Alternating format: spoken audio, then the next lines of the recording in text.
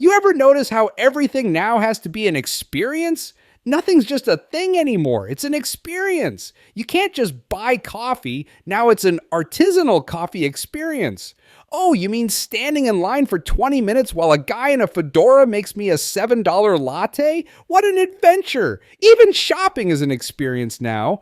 Welcome to our lifestyle concept store. What does that even mean? I just wanted socks, but now I'm being pressured to buy a scented candle and reflect on my personal brand. And don't get me started on restaurants. Here's your dining experience. They bring out a plate the size of a frisbee with a single asparagus spear on it.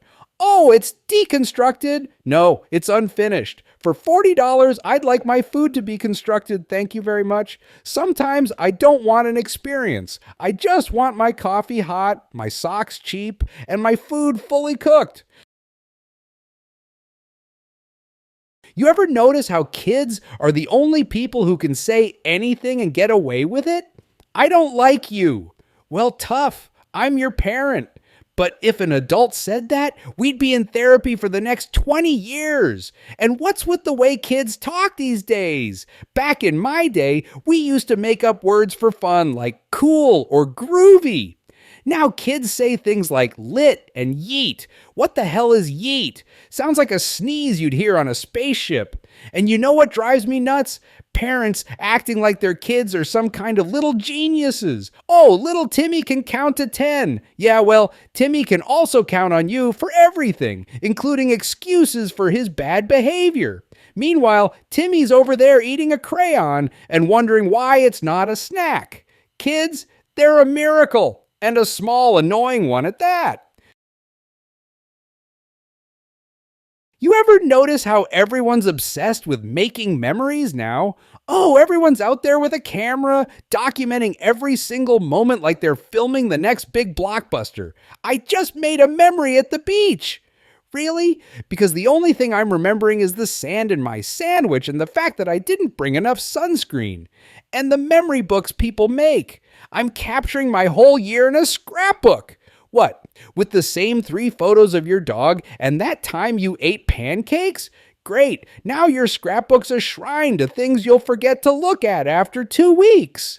Then there's the experience over things crowd. I don't want stuff. I want experiences.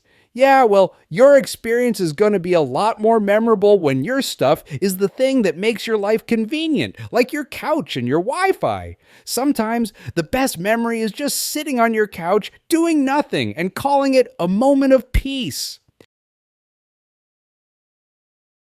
You ever notice how people are obsessed with looking busy? Everyone's rushing around, acting like they're solving world hunger, when most of the time they're just trying to remember where they parked. Can't talk, I'm busy. Oh yeah, doing what? Standing in line at Starbucks, scrolling Instagram and pretending your email is urgent? Calm down, Einstein. It's a coupon for 10% off dog food. And what's the deal with small talk? That's just a socially acceptable way to waste time. How's the weather? How's the weather? It's right outside. Go look at it. But no, we have to talk about it for 5 minutes, like we're meteorologists. Life is full of these random, pointless interactions. Like someone says, drive safe. What, you thought I was planning to drive into a tree? Life isn't hard. It's just a bunch of people making it unnecessarily complicated. You ever notice how everyone's obsessed with being optimized now? Oh yeah, nobody's just living their life. They're maximizing efficiency. I wake up at 4:30 a.m., meditate, meal prep, and journal my goals. Oh, cool. I wake up at 8:15, stumble to the bathroom, and wonder why my life feels like a fever dream.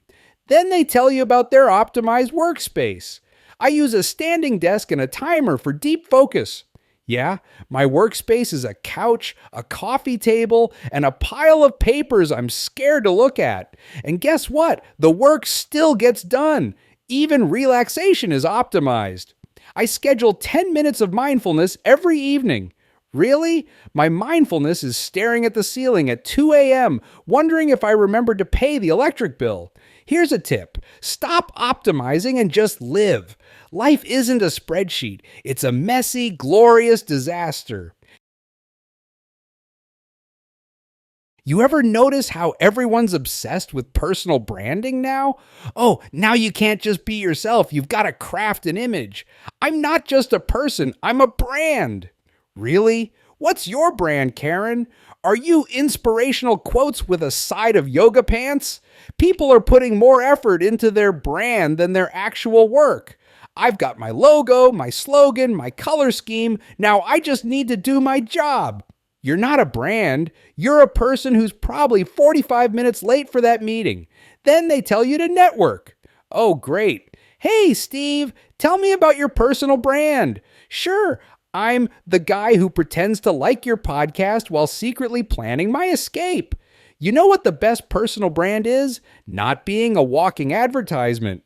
Just be a decent human, show up on time, and stop pretending you're a motivational speaker because you put hashtag hustle in your Instagram bio. You ever notice how people are obsessed with sustainable travel now? Oh, yeah, because nothing says I'm saving the planet like spending $2,000 to fly halfway around the world to take a picture with an endangered panda. Look, I'm saving the environment while contributing to carbon emissions. How virtuous! And don't forget the eco-friendly hotels. We use biodegradable shampoo.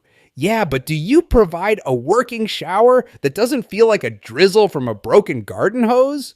The only thing eco-friendly is my will to leave and never come back.